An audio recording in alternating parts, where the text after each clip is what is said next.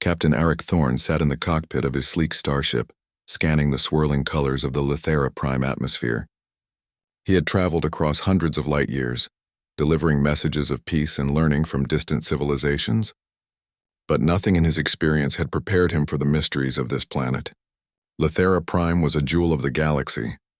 Its cities shimmered with light, its forests glowed faintly, and its people moved with an elegance that seemed almost unreal. Arik was here on a diplomatic mission. The humans had been invited to observe Lithera's annual celestial festival, a celebration of unity among the stars. But as soon as he landed, he felt a strange tension. The air shimmered with both beauty and danger, and he sensed that the surface of this paradise hid secrets darker than space itself. He left his ship and entered the royal palace, a vast structure of crystal towers and luminous corridors. Lithera's architecture was unlike anything Arik had seen. Buildings seemed alive, responding to the movements of those inside.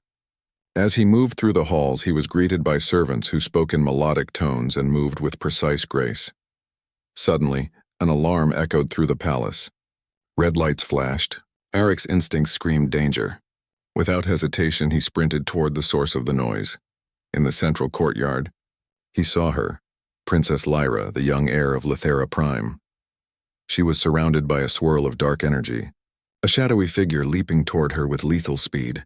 The assassin, known as the Void Stalker, had one mission: to end the life of the princess. Arik's mind raced. There was no time to wait for security. Using his quick reflexes, he dove forward, grabbing a control staff nearby. He swung it with all his strength, knocking the assassin off balance. The figure recovered instantly, eyes glowing with cold fury, and lunged again, but Arik was ready. He rolled to the side and grabbed a secondary energy baton from his belt. With a combination of human agility and sharp thinking, he deflected the assassin's strikes, creating an opening for the princess to escape. Lyra ran toward a side door, fear and trust flashing in her eyes. Finally, with one precise move, Arik sent the Void Stalker tumbling into a protective force field, leaving the assassin trapped. Breathing hard, he turned to the princess. "Are you okay?" he asked. Lyra nodded, her voice trembling but firm. "You saved me. I don't know how to thank you." Before Arik could respond, the palace doors opened, and a figure approached with commanding presence. Queen Matrixa, ruler of Lithera Prime, stepped into the courtyard. Her presence was powerful, almost overwhelming. She looked at Arik with sharp, curious eyes, as if she could see the very essence of his being. "You are the human who saved my daughter?" the queen asked, her voice calm but edged with authority. "I am," Arik replied. "I couldn't stand by and watch her die." The queen studied him for a long moment. "Your courage is unusual," she said finally, "and your timing is more than fortunate. You have disrupted forces that wish to destroy not only my daughter, but much of this planet. For that you must remain here." Arik froze. "Remain here? I am a human, far from home. I have duties, responsibilities. I can't just stay." Queen Matrixa's eyes narrowed. "You do not understand, Captain Thorne. Your actions are tied to a prophecy, one that speaks of a human protector who will save the heir of Lithera Prime. Now that you have fulfilled part of it, the balance of our world depends on you staying." Arik swallowed. He had faced dangerous situations before, but nothing like this. He felt a mixture of awe and fear. The queen's words were heavy with meaning, yet he could not deny the truth. The danger had not ended. Even as he pondered his choices, a faint hum filled the air. The energy lock, a shimmering barrier he could not see, suddenly surrounded the exit of the courtyard. Arik realized then that leaving would be impossible, not by force but by design. He was bound to Lithera Prime, at least for now. The queen gestured to the princess. "Lyra, you owe this human your life. But more than that, he may be the only one who can protect you from the greater threats that rise against us. Are you willing to work with him?" Lyra nodded quickly. "Yes, mother. I trust him." Arik nodded to the princess. "Then we have work to do," he said, trying to mask his unease with determination. For the next few hours, the queen explained the broader situation. The assassination attempt was not an isolated event. It was part of a plot to seize an ancient weapon hidden beneath the palace. If activated, it could destroy entire star systems. Arik's role, it seemed, was crucial. His human ingenuity, resourcefulness, and courage were needed in ways that even the most advanced Litheran minds could not match. Arik spent the night in a guest chamber, thinking over everything he had learned. The humans had a saying: courage was not the absence of fear but the choice to act despite it. He knew he had acted courageously to save the princess, but staying here, facing unknown threats in an alien world, required a different kind of courage. The next day, he began familiarizing himself with the palace and its defenses.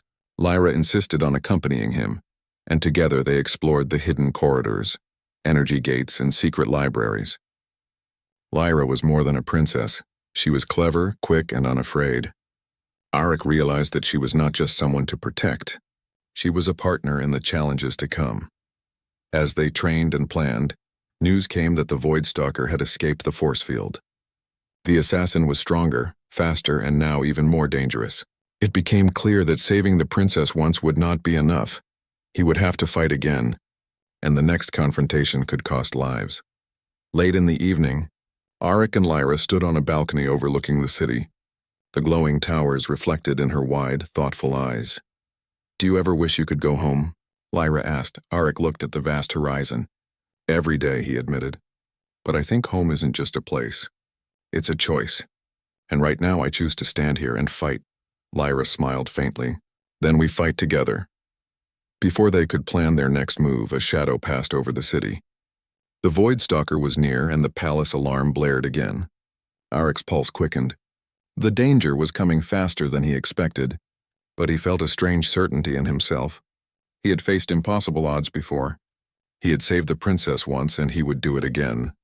Queen Matrixa appeared in a projection above the balcony, her presence calm but firm. "Captain Thorne, understand this. Your actions have consequences that ripple across the stars. The decision to stay is no longer just yours. It is now tied to the survival of worlds. Be ready." Arik clenched his fists. He did not fully understand the prophecy, the Queen's power, or the depths of the threat. But he understood courage.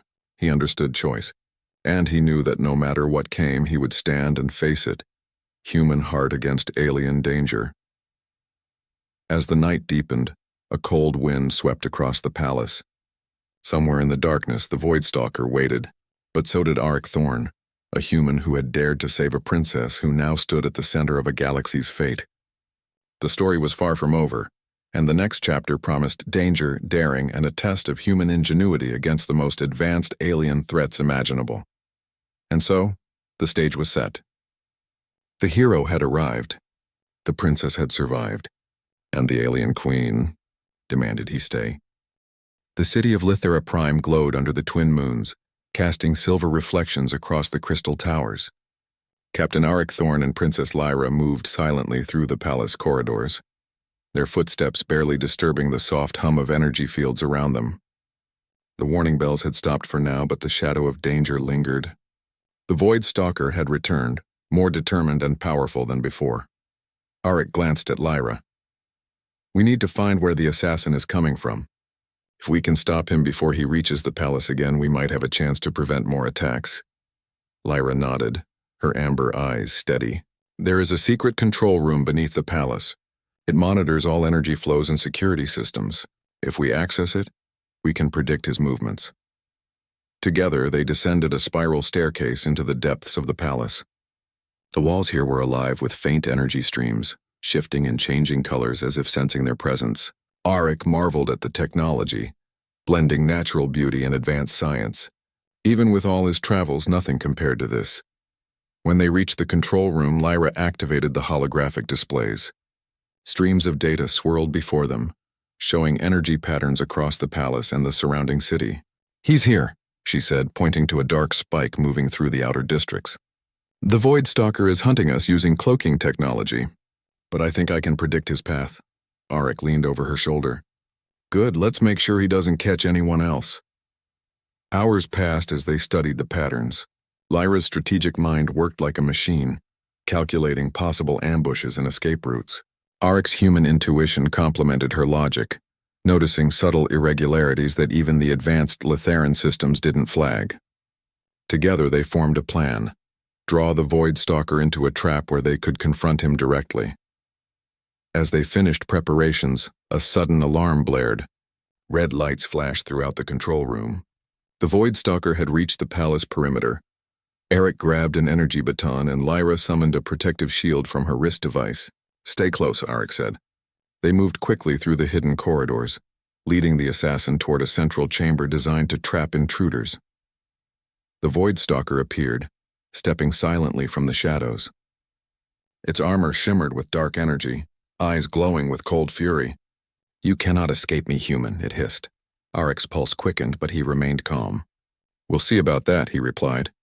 The battle began with a blur of movement. The Void Stalker struck fast, almost too fast to track, but Arik's human ingenuity turned the tide. He used the chamber's energy conduits, redirecting pulses to create temporary walls that slowed the assassin. Lyra added her own precision attacks, guiding the Void Stalker into narrow corridors where his speed was less effective. Minutes felt like hours. Arik dodged a lethal strike and countered with a sweep of his baton. Sparks flew, illuminating the chamber in brilliant flashes.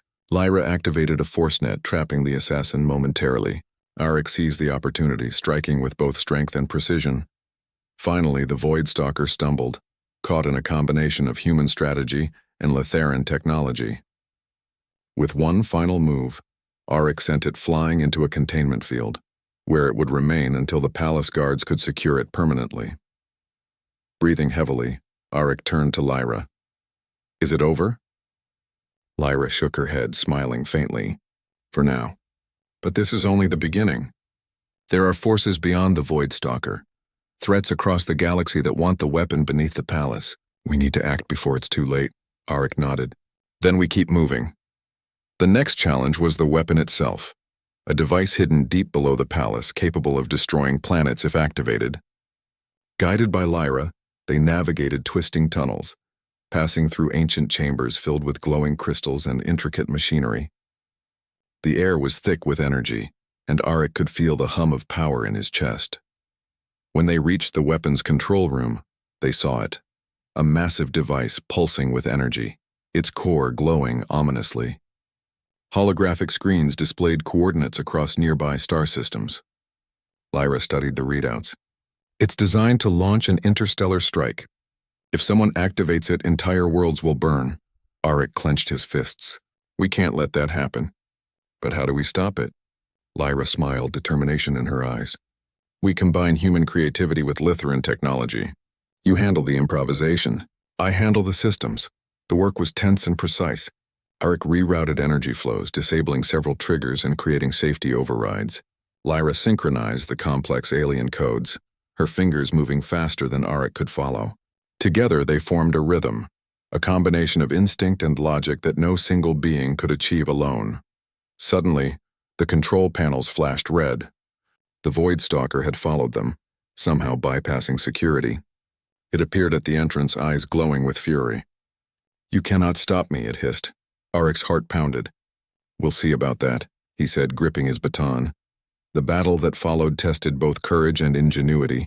The Void Stalker struck with precision, but Arik used the weapon's own energy fields to deflect attacks. Lyra manipulated control panels remotely, creating barriers and traps that forced the assassin to retreat step by step. Finally, in a daring move, Arik lured the Void Stalker into a containment chamber designed for extreme energy. With Lyra's help, they sealed the chamber. Exhausted but victorious, Arik and Lyra turned to each other. "We did it," Lyra said, relief flooding her face. Arik nodded. "Yes, but this isn't the end. You and I, we make a good team. We can protect more than just the palace if we work together." Word of their victory reached Queen Matrixa. She appeared before them, her expression unreadable. "You have proven your worth," she said. "But the choice remains. You may stay and become the official protector of my daughter and this world, or return to your own planet." Arik thought of home, the human cities, his friends, and familiar skies. And then he thought of Lethera Prime, the courage he had seen, the wisdom of the Queen, and the bravery of Lyra. He realized that heroism was not about where one came from, but the choices one made.